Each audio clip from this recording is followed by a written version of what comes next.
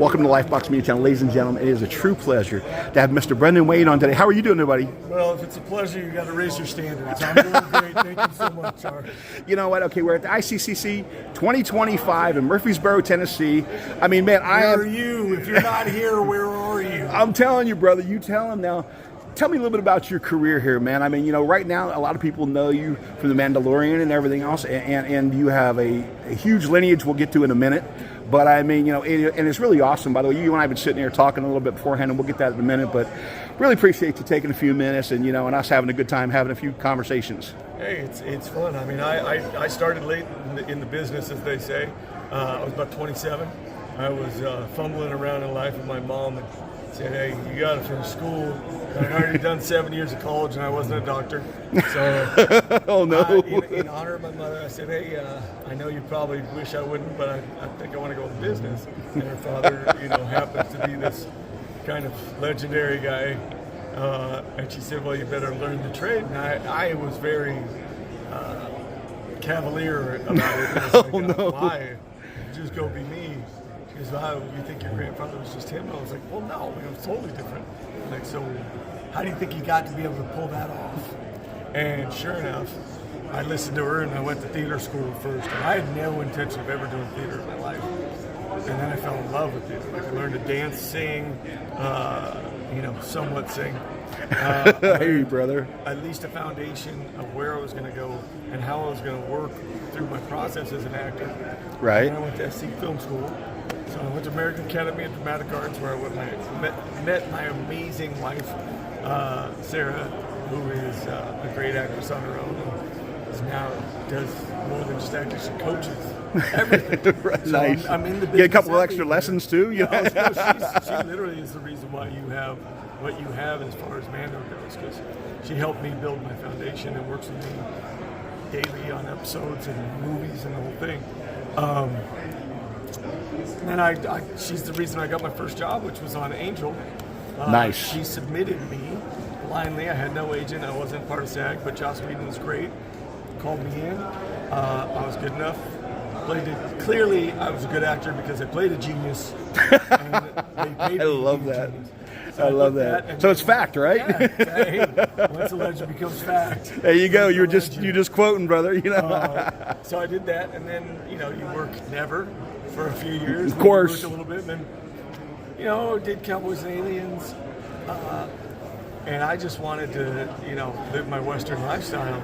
So it was really cool to do that. I think Favreau saw me and recognized that he's legitimately a cowboy. Right. Which probably hurt me on all the other projects I tried to get on with him.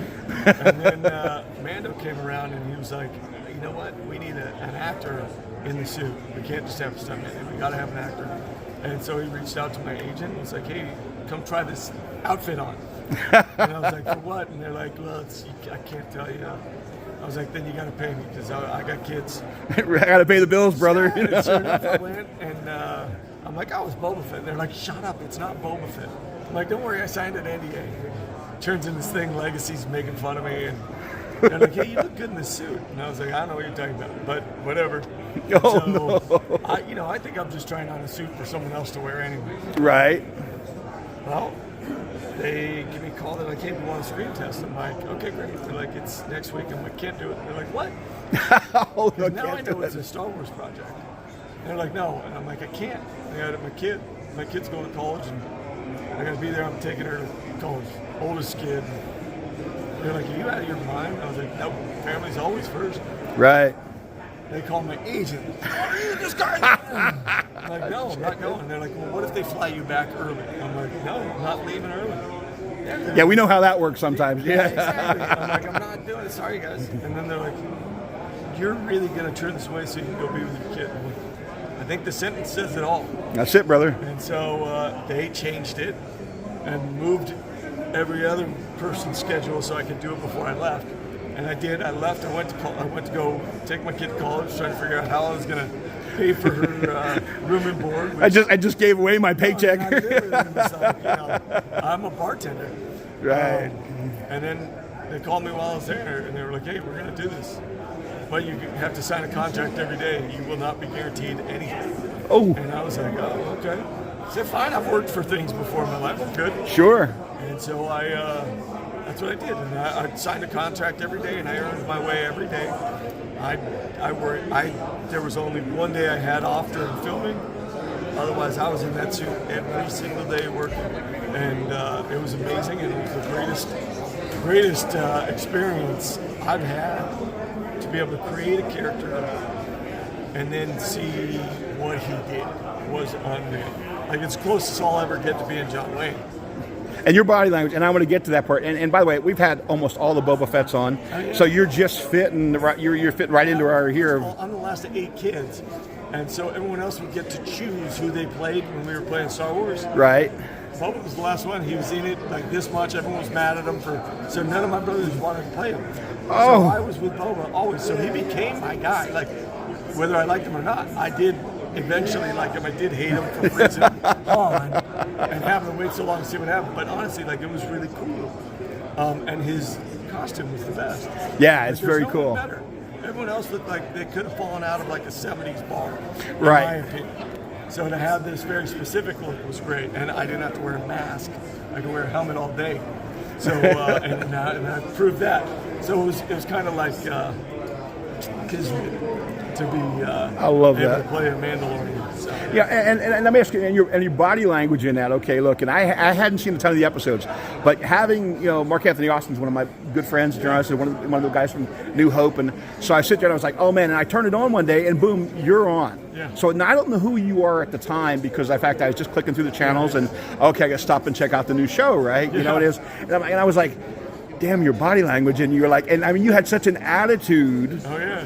And it was like, that was awesome because having a mask or a hood or any of those type of things it is, and restricting your body and your facial expressions and everything else is very hard to do, you know what I mean? And so it's like when I critique a Jason from Friday the 13th, it's the same thing. You have to do it in your body, and you did a hell of a job. Every movement matters. And when you're not wearing a costume, you can do this, Right. and people don't think twice. But when you're in that, like a helmet, and you move your hand, and you do it, all of a sudden everything matters. But it also, so like John was like, I need you to watch Westworld, the original, Oh, wow. and T1, and watch Schwarzenegger. Because initially in season 1, he's Mando's very robotic, he's soulless. Right. The Tin Man without a soul, without a heart. And so as the season goes along and he becomes more inclined to protect the kid and the whole deal, you see him physically get a little more comfortable. But no matter what, every movement meant something. He walks into that bar, he doesn't walk in and he's like, hey. Yeah, he's not what's up, bro. Yeah, exactly. And he's not free. Everything he does, you know, and I'm, you know, this is my mission. Right. I see this. And so it's, and then the 3 guys walk up, and there's a little bit, and a little bit, and you learn through trial and error. And John knew what he was talking about from Iron Man, and he taught me a lot. But you go back and watch, like, my grandfather, and he doesn't do a lot of this stuff. Right. Spin talk, maybe he's a little funnier, but for the most part, you're talking about a guy who never wasted a movement. Right. Every move, and when you're a cowboy and you're a gunslinger, you know, you don't sit there and, you know, like they had the gun up here, and I was like, you got to drop this down. This rifle's got to get smaller so I can run with it. I need a magnet attached here so that I can flip it. So like when you look at, you know, that's because this has to attach there. Oh, It's the okay. thing that hangs there. That's so that I can reach it. Otherwise, how else are you going to control this thing? And so I'm able to do this. I come in and meet Grief Cargo, I take that rifle off right there, and everyone's like, and so A little bit of gunslinger experience there, right? You got it in the family. moments mean the world. And when I was doing Cowboys and Aliens, I learned how to draw from Phil Reed, who taught everybody on Yeah. Appaloosa, so 310 Yuma. He was the guy, and Right. nobody went to him on Cowboys. So when there was time and he was doing, I was the only guy there, and he was like, "Wait, you're who?" And I was like, "Oh, I'm John Wayne's grandson." Yeah.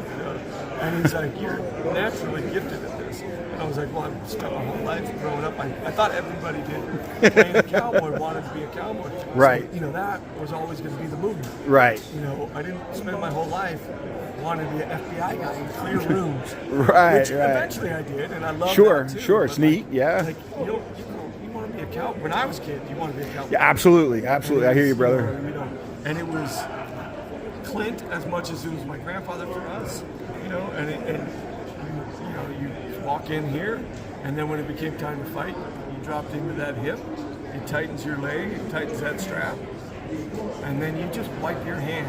You don't grab your gun, you wipe your hand. And all of a sudden you learn all these little things. And I became a better actor because of Mandalorian, because you go into an audition and you sit there and either it works for the character or it doesn't, but everybody remembers you when you walk out because they're like, that dude was intense. And it's not that you're intense, it's just that you're not wasting movements. Right. And you come off as somebody who owns a room. It makes a big difference. Oh, for sure, without a doubt. And it's funny because you mentioned it, earlier, is that, and by the way, sorry, my phone went. A great thing is that in the Terminator 1, when he walks in the bar, it's amazing. Yes. That's my favorite scene of the whole doggone movie of the check, and the dude's gonna mess with him, right? Yeah. So yeah. And you watch Brenner in Westworld. And right. You watch it's like there's two different things going on. Yes. And he's doing this thing, and it's so good. And you wouldn't have noticed it, but John's so good at recognizing these incredible, talented moments and putting these things together. He loves to mash things together to see what he can do. Right. And that's great movie. Gave me a great blueprint to move. And the original Yul Brynner, and I mean, unbelievable. I just saw it last year. I watched it in the wintertime, so it was like great. But I forgot how good it was. I mean, it was actually was. It can't be as good as it was, and then it is. It's crazy. It's the fact that it can transcend that moment is amazing. I mean, and let me ask you a question. So how hot was the costume? It's hot. I lose 10 pounds first 12 days every time. Oh, jeez. And they keep adding stuff to it, so it gets heavier. I think with the finish of this movie, we were at 57 pounds, I think it was total, added weight to your body. So, yeah, it's different. I would run with my my weight vests. Right. So I gotta have anywhere from, I start with 5, and then by the time we get to season, I'm running 25, and I'm doing 4 or 5 miles with 25 miles, just so I could put the jetpack on, put the kit on, put all the batteries to run the kit. Right. In, and then you gotta run and do stuff and make it look like you're just walking around with the 80 pounds of stuff on, right? You can't be going. Yeah. So it took you a couple days of getting stiff at first, right? Well, you don't let them know that, but yeah, you sure as hell do. There's no doubt about it. Yeah. I figured as much.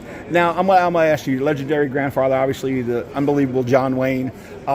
Give me a favorite, something favorite about your grandfather that I have to ask you. I mean, everybody asks you questions, but give me something that I think people assume that hear critics say it. He played himself. Well, if he played himself, the guy who used to saran wrap his toilet so you couldn't tell and wait for one of us to go in, I never saw that guy in a movie, but that's my grandfather. Oh, no. You know what I mean? Like, he wasn't that stoic. Now, you didn't do stupid things in front of him unless you wanted to have a conversation. But you didn't do that with anybody. John Wayne or any adult if you had respect. Right, yeah, absolutely. I grew up with a really fun, incredibly emotionally connected man. I remember sitting on his lap, looking through his ballerina book that he loved, and he was just looking at. And I should have known then. He understood movement and what it meant. And ballerinas, tears coming down my grandfather's face. And I'm like, Granddad, what's going on? What are you? This is so comfortable. And he's like, just look at the way she's holding herself.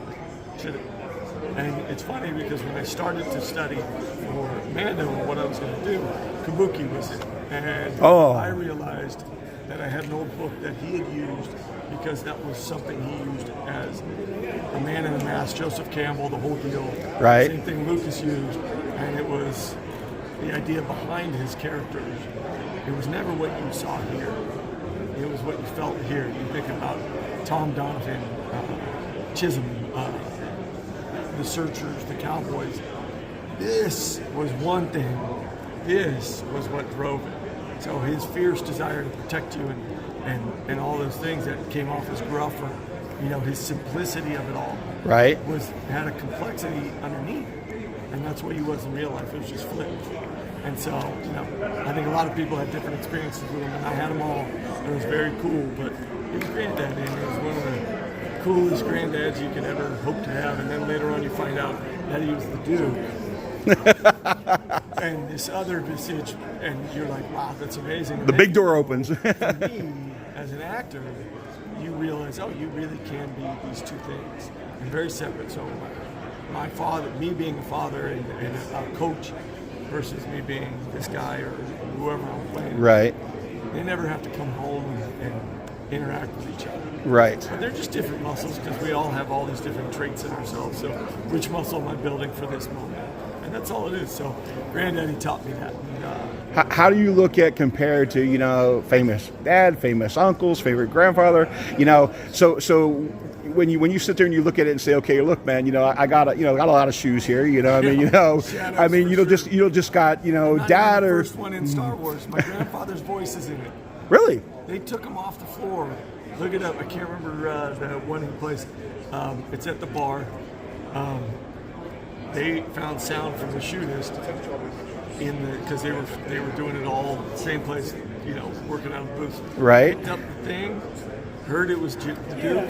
They thought the sound guys thought it'd be great. They just elongated it and did this stuff. So yeah, pretty funny. That is awesome. What are you working on, and where can everybody find you? You can find me at The Real Brendan Wayne on Instagram and pretty much anywhere else, social media-wise. You want to come out and support Grant High School, where I coach soccer during the winter season. I haven't missed it, even though I've been filming. I never missed their season. Those kids mean the world to me. We want to talk about overcoming in real life. These kids do it daily. I'm also filming The Vanishing Tour shortly. You'll be able to check it out. It's going to be really good horror, sci-fi, playing a fun character. Those are the places I can think of. And then after ICC Nashville, thank you for having me. I'll be in Australia, London, and Colorado, I think. Brother, thank you so much for taking time. It's been a true pleasure. Lifebox Media Channel, Brendan and Wayne, we are